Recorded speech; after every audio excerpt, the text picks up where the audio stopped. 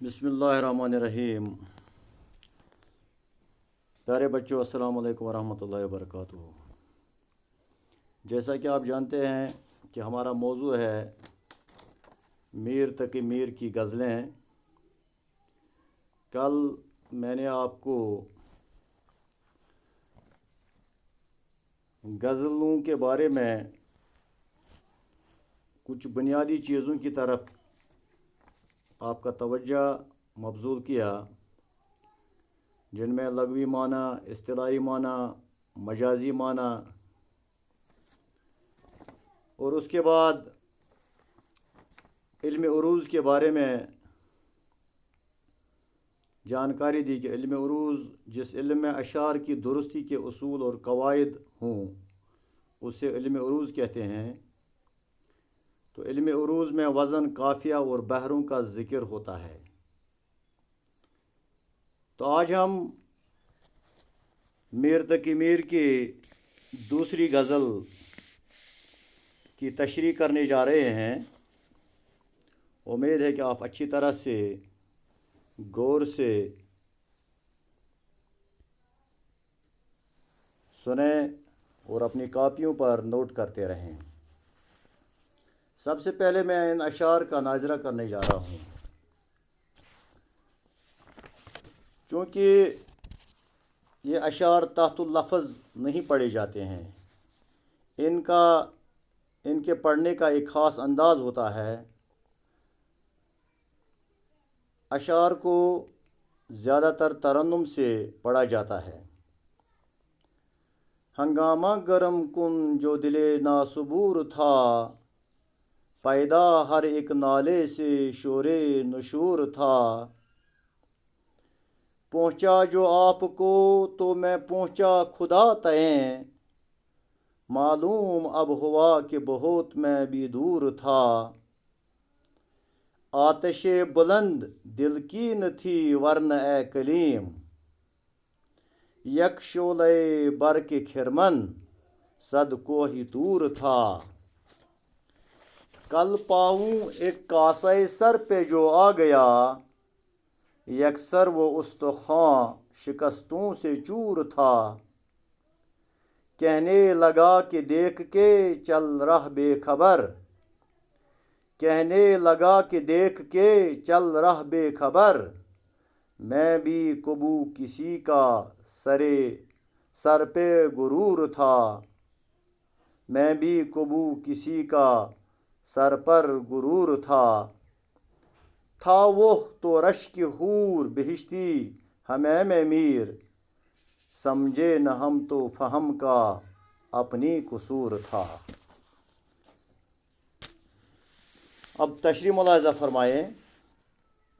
हंगामा गरम कुन जो दिले नासबूर था, पैदा हर एक नाले से शोरे नशूर था। हंगामा गरम कुन, फितना व फसाद को बढ़ाने वाला, नासबूर बेसबर, शोरे नशूर क़यामत का शोर।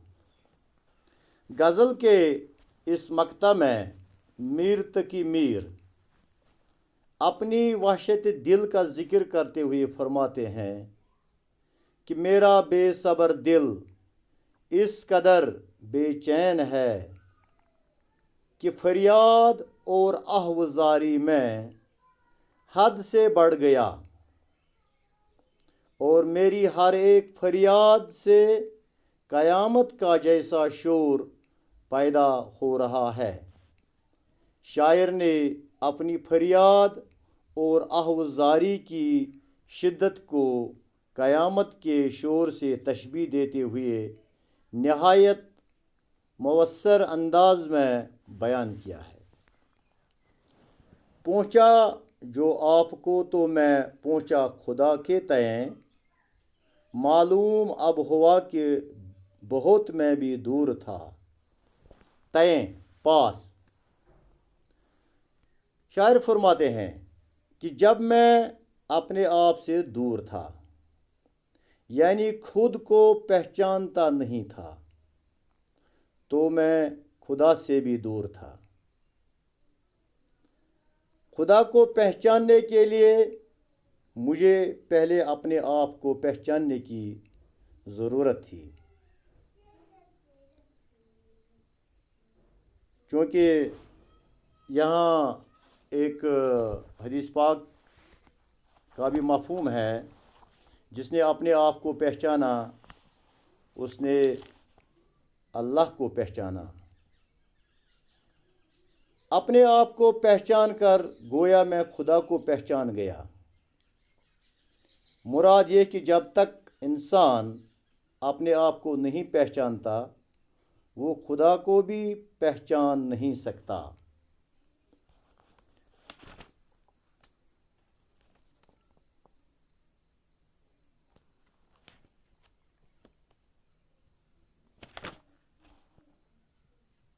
آتش بلند دل کی نہ تھی ورنہ اے کلیم، آتش بلند دل کی نہ تھی ورنہ اے کلیم، یک شعلہ برق کھرمن صد کوہ طور تھا۔ آتش آگ کو کہتے ہیں، کلیم حضرت موسیٰ علیہ السلام کا لقب، برق بجلی، کھرمن ڈیر، صد سو۔ چونکہ یہ شعر جو ہے اس میں تلمی ہے، یہ سنت تلمی سے تعلق رکھتا ہے۔ اس میں حضرت موسیٰ کے اس واقعہ کا ذکر ہے جب حضرت موسیٰ اللہ کے حکم سے کوہ طور پر اس اشتیاق میں گئے تھے کہ وہاں مالک حقیقی یعنی خدا تعالیٰ سے ہم کلامی کا شرف حاصل ہوگا۔ دراصل بندے کے دل میں اپنے رب سے محبت کی یہ انتہا تھی کہ وہ اپنے رب سے خوب گفتگو کرنا چاہتا تھا۔ شاعر نے اسی ضمن میں یہ بھی بیان کیا کہ اے موسیٰ، آپ نے تو محبت میں بھی حد کر دی کہ خدا کو اس حد تک آپ نے مجبور کر دیا کہ خدا تعالیٰ آسمان سماوی سے آسمان زمین پر آ کر اپنے بندے کی محبت کے احترام میں گفتگو کرنے پر مجبور ہوا۔ آپ نے شاید بندے کی محبت ایک بندے سے کس حد تک ہوتی ہے مشاہدہ نہیں کیا، یا آپ کو معلوم نہیں ہے کہ ایک بندہ دوسرے بندے سے کس حد تک ٹوٹ کر محبت کرتا ہے اور آخر اس کا انجام کیا ہے۔ اے کلیم، میرے دل کی محبت آتش اس حد تک بلند تھی، اس حد تک بلند نہیں جس حد تک درکار تھی، ورنہ آپ نے تو ایک ہی طور خاکستر کیا تھا۔ ہماری محبت کی آتش اگر بلند ہوتی تو سینکڑوں کوہ طور خاکستر ہو جاتے۔ یا اس طرح سے سمجھیں، میر تقی میر اس شعر میں حضرت موسیٰ سے مخاطب ہو کر فرماتے ہیں کہ اے موسیٰ، آپ کو خدا کا جلوہ دیکھنے کا بڑا شوق تھا، لیکن آپ جلوے کی تاب نہ لا سکے اور بے ہوش ہو کر گر پڑے۔ اگر آپ کے دل میں خدا کو دیکھنے کا شوق عشق کی حد تک ہوتا تو اس عشق کی آگ کے ایک ہی شعلے سے طور کا یعنی کوہ طور کا تمام پہاڑ جل کر راکھ کے ڈیر میں تبدیل ہو جاتا۔ لیکن آپ کے دل میں دراصل محبوب حقیقی کے دیدار کی تڑپ اور لگن موجود تھی ہی نہیں، اس لیے آپ اس کی ایک جھلک کی تاب بھی نہ لا سکے۔ گویا محبوب کا دیدار کرنے کے لیے پہلے اپنے دل میں عشق کی آگ کو تیز کرنا پڑتا ہے۔ چلیے آگے۔ کل پاؤں ایک کاسے سر پہ جو آ گیا، یکسر وہ استخوان شکستوں سے چور تھا، کہنے لگا کہ دیکھ کے چل رہ بے خبر، میں بھی کبو کسی کا سر پہ غرور تھا۔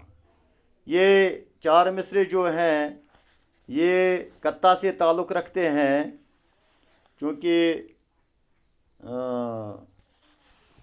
اصناف شعر میں ایک صنف ہے قطع، شاعری کی اس اصطلاح کو کہتے ہیں جس میں بغیر مطلع کے مسلسل غزل یا قصیدہ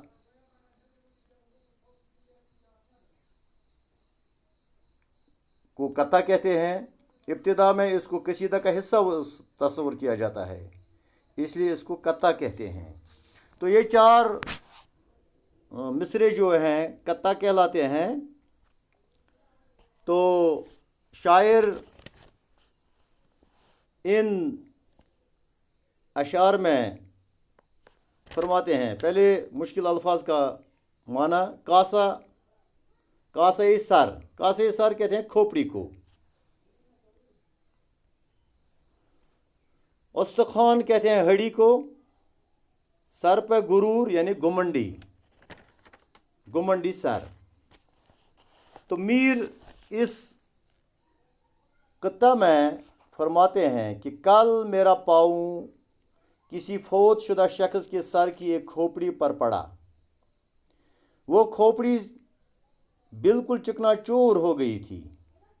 اس ہڑی نے مجھے مخاطب ہو کر کہا کہ اے بے خبر انسان، ذرا دیکھ کر چل، آج تم مجھے روند کر چلے گئے، لیکن تم کیوں بھول گئے کہ ایک دن میں بھی کسی جیتے جاگتے انسان کے سر کی عزت تھی۔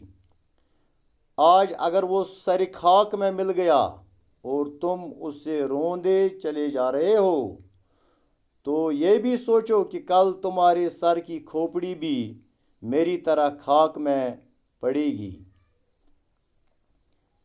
اور لوگ اس سے بھی اپنے پاؤں تلے روندتے چلے جائیں گے۔ کہنے لگا کہ دیکھ کے چل رہا بے خبر، میں بھی کبو کسی کا سر پہ غرور تھا۔ شاعر کی مراد یہ ہے کہ انسان کو اپنی ناپائیدار زندگی پر غرور نہیں کرنا چاہیے، اور زندگی کے عبرتناک انجام کو ہر وقت ملحوظ نظر رکھنا چاہیے۔ انسان کی زندگی اور عزت و شہرت ہمیشہ رہنے والی نہیں ہے، اس بات کو ہر وقت یاد رکھنے کی ضرورت ہے۔ یا اس کی تشریح اس طرح ہے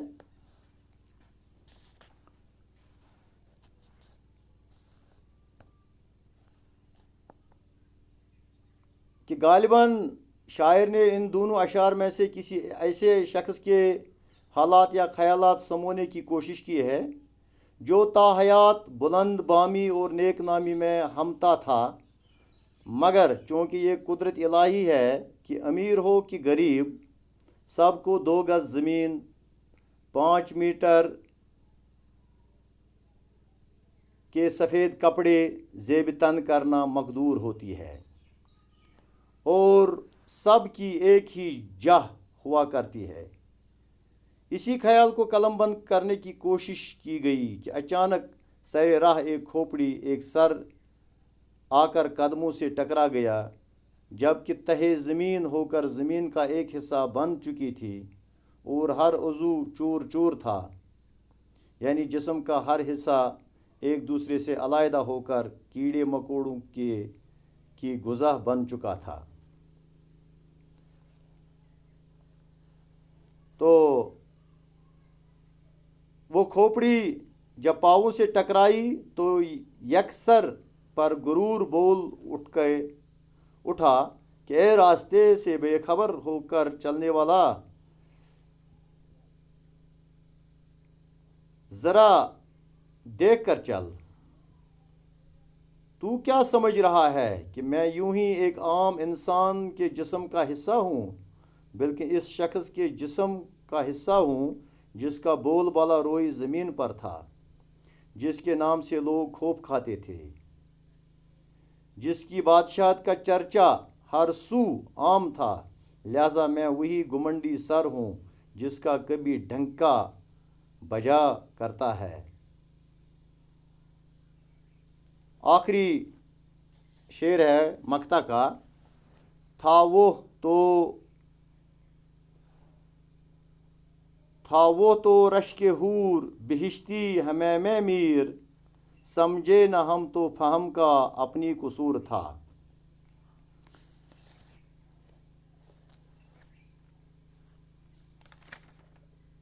بہشتی حور، جنت کی حور، فہم عقل دانش مندی، قصور غلطی خطا۔ شاعر اپنے محبوب کی تعریف کرتے ہوئے فرماتے ہیں کہ جنت کی کسی حور کی مانند حسین و جمیل محبوب کی قدر ہم نے نہیں کی۔ تھا اور ہمارے ساتھ تھا، اگر ہم اس کی قدر نہ کر سکے اور اس کی اہمیت کو نہ سمجھ سکے تو یہ اپنی کم عقلی تھی۔ شاعر کو یہ احساس ہے کہ جب محبوب اس کے پاس تھا تو اس سے اس کی قدر نہیں تھی۔ تو یہ تھے ان اشعار کی تشریح۔ تو آخر پر کچھ سوالات دیے گئے ہیں، ان کو بھی ذرا بغور اپنی درسی کتاب کے 127 پر آپ جائیے اور ان کو بغور پڑھیے۔ شاعر نے دل ستم زدہ کو کیوں تھام لیا؟ جواب ہے، جب کسی نے محبوب کا نام شاعر کے سامنے لیا تو وہ یہ نام سن کر اس قدر بے چین ہوا کہ مشکل سے اپنے دل کو تھام لیا۔ اگلا سوال ہے، دونوں غزلوں میں سے ایسا شعر تلاش کیجیے جس میں شاعرانہ تعلی موجود ہے۔ میں نے آپ کو پہلے بھی کہا ہے کہ وہ جس شعر میں شاعر اپنی بڑائی کو بیان کرتا ہے اس کو شاعرانہ تعلی کہتے ہیں۔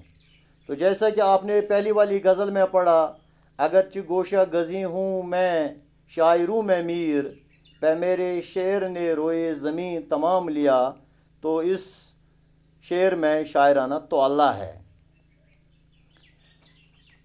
اگلا سوال ہے، کھوپڑی نے کون سی پتے کی بات بتائی؟ جواب ہے، کھوپڑی نے یہ بات بتائی کہ میں بھی کبھی کسی جیگتے جاگتے انسان کی عزت تھا، اس لیے اے بے خبر ذرا سنبھل کے چل، سر عزت کی علامت ہے، کل تیری بھی یہی حالت ہونے والی ہے۔ تو اس کے بعد ہے اگلا سوال، دوسری غزل کے تیسرے شعر میں حضرت موسیٰ سے متعلق تلمیح کو بیان کیجیے۔ جیسے کہ میں نے آپ کو تشریح میں بھی بتائی کہ جواب ہے، حضرت موسیٰ علیہ السلام کو یہ شرف حاصل تھا کہ وہ خدا سے ہم کلام ہوتے تھے۔ انہوں نے کوئی طور پر خدا سے اس کا جلوہ دیکھنے کی خواہش ظاہر کی۔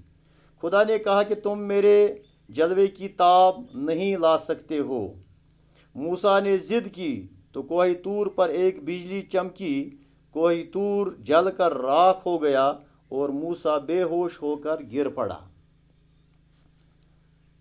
تو اگلا سوال جو ہے، میر تقی میر کی زندگی اور شاعری کے بارے میں مختصر نوٹ لکھیے۔ انشاءاللہ اس کے لیے میں آپ کو PDF بھی ڈالوں گا۔